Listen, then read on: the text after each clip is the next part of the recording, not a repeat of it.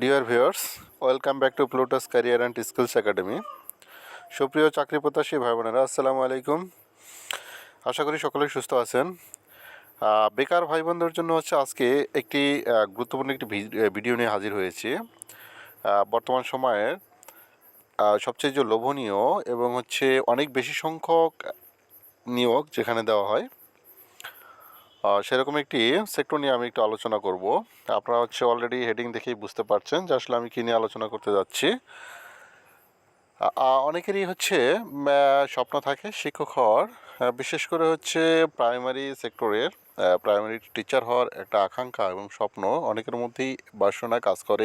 এই অর্থে যে এই সেক্টরে আসলে সবচেয়ে বড় যে সুবিধা, বাসায় থেকে বাসায় খেয়ে বাসায় পড়ে এটি চাকরি কন্টিনিউ করা যায়।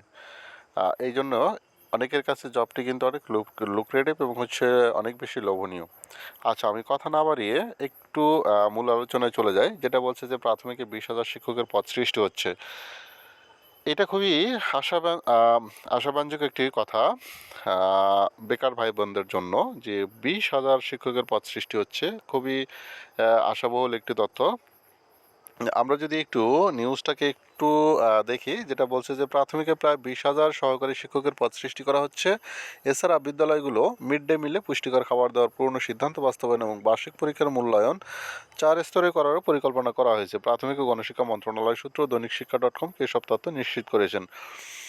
অর্থাৎ যে প্রাথমিক বিদ্যালয়গুলোতে যে দুপুরের যে খাবার মিড ডে মিল, এটা কিন্তু আবার এগেইন এটা যে দেওয়ার যে একটা চিন্তা ভাবনা, বাস্তবায়ন করার যে একটা চিন্তা ভাবনা, এরকম একটা সিদ্ধান্ত কিন্তু হয়ে গেছে। আচ্ছা, আমরা যদি আর একটু আগাই, যে একজন অতিরিক্ত সচিব জানান বিদ্যালয়গুলো সহকারী শিক্ষকের প্রায় 20,000 নতুন পদ সৃষ্টি করা হচ্ছে। এর মধ্যে 9,572টি সহকারী প্রধান শিক্ষকের পদ ইতিমধ্যে অনুমোদন দিয়েছে জনপ্রশাসন মন্ত্রণালয়, যা সহকারী শিক্ষকদের পদোন্নতির মাধ্যমে পূরণ করা হতে পারে।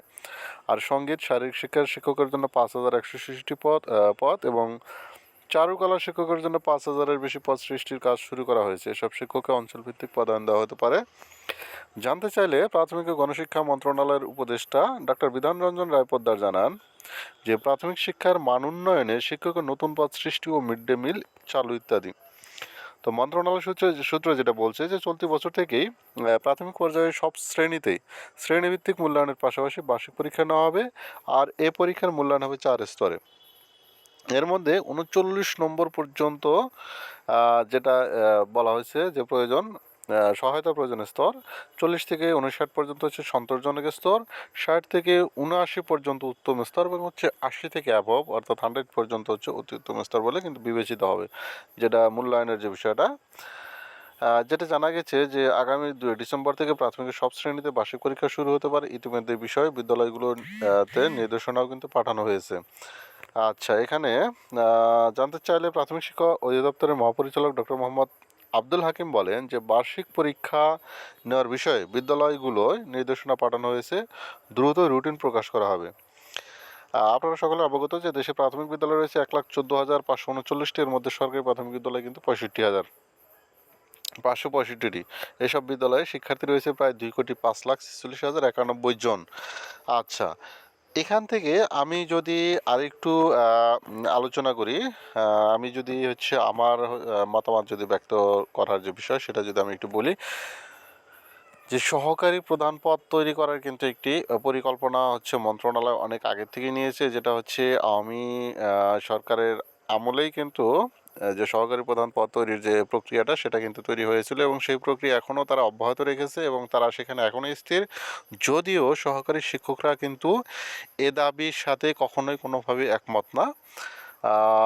যদি সহকারী শিক্ষকদের যে আন্দোলন যদি অনেক বেশি বেগবান হয়, সেক্ষেত্রে কিন্তু সহকারী প্রধান পদ কিন্তু তৈরি হবে না, বা না হওয়ার সম্ভাবনাটা কিন্তু সবচেয়ে বেশি।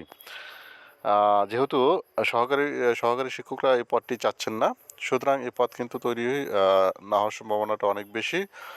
তবে এখানে যে বিষয়টাতে ফোকাস দেওয়া হয়েছে যে চারুকারু এবং সঙ্গীতের যে শিক্ষক, এইটার কিন্তু সার্কুলার আপনারা খুব দ্রুতই পেয়ে যাবেন।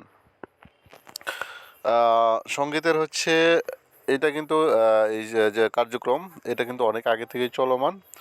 হয়তো সার্কুলার খুব দ্রুতই পাওয়ার একটা পসিবিলিটি আছে। এটা নিয়োগ হয়ে গেলে হয়তো এরপরে সাধারণ যে সহকারী শিক্ষকের যে সার্কুলার সেটা হয়তো আসবে। আপনারা কেউই বিচলিত হবেন না, ধৈর্য সহকারে আপনারা হচ্ছে আপনাদের গোছানো প্রস্তুতি নিতে থাকুন। প্রাথমিকের নিয়োগ সংক্রান্ত যদি কোনো ধরনের প্রশ্ন এবং জিজ্ঞাসা থেকে থাকে অবশ্যই কমেন্ট সেকশনে জানাবেন। আমি সম্পূর্ণ বা সকল ধরনের প্রশ্নের জবাব দেওয়ার চেষ্টা করব ইনশাল্লাহ। সে পর্যন্ত সকলে ভালো থাকবেন, সকলের সুস্বাস্থ্য কামনা করছি এবং হচ্ছে আপনাদের যে প্রস্তুতি সেটা হচ্ছে আরও শানিত করুন। সামনে হচ্ছে আরও বড় ধরনের হচ্ছে সার্কুলার আসবে, নিয়োগ আসবে, সেগুলোর জন্য প্রস্তুতি গ্রহণ করতে থাকুন। সকলে ভালো থাকুন। আল্লাহ হাফেজ।